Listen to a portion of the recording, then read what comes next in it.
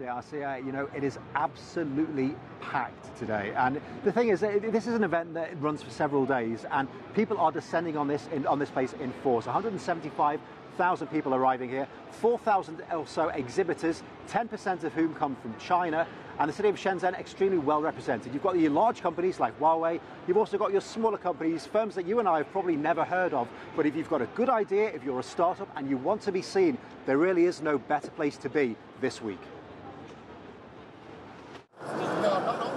CES is packed this year. Anyone who's anyone in tech is in Vegas. The best part of 4,000 exhibitors showing off here. Around a third of them from outside the US, and China well represented among them. Companies from the East targeting the West and a particularly lucrative American market. Case in point, TCL. The latest technology. Chinese made, but the US is its focus, unveiling new QLED TVs.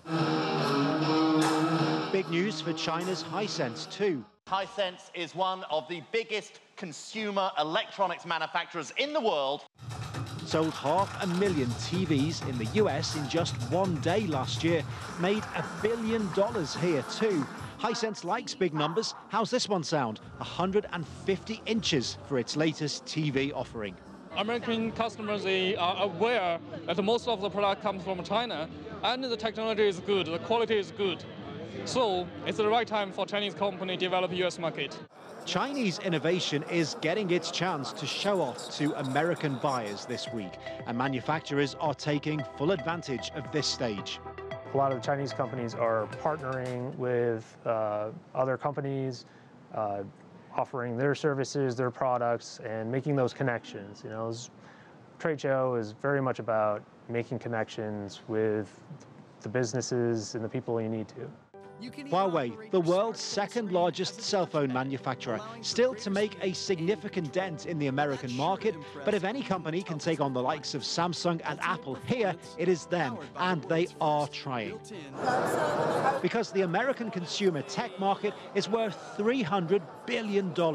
China's companies working flat out here this week to find their place in it. Let's get some more analysis on that then with Elliot Grim. Elliot's from the CTA, which is the body that produces this show. And you know, you guys have got CES Asia as well, so that Asian influence is incredibly important here, right? Oh, it's a big part of the CES show. 1/3 of all attendees here at CES are actually from outside of the US, so it's an extremely diverse, extremely international crowd here. And it's important to mention that this event is not open to the general public, but these products are things that you or I would buy. They're not like industry products. These are things for you and me. No, these are things that are coming to the public. They're going to start to be really just integrated. It's going to be really good. One of the big themes that you're seeing this year, is there anything, or maybe two things that are really standing out this year? Artificial intelligence is huge this year. I mean, everything from digital assistants to, you know, like just assistant robots, anything like that, voice recognition, are really big part of the show this year.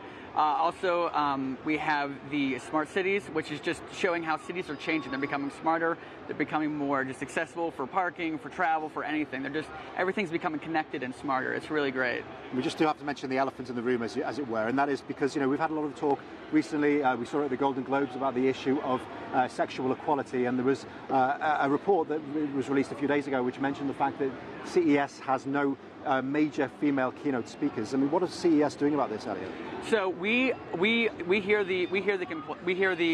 the complaints that there's a lack of diversity, but this is not just a CES issue. This is a industry-wide issue, and we are committed to making sure that we have a diverse group of speakers making innovation the best it can be, because that's really the only way that it can be the best, is having a diverse group. Okay, and that is what it is about. It is about innovation, and there is so much of it here. If you're a tech fan, you are going to go absolutely crazy. There really is more here to see than we can even begin to mention.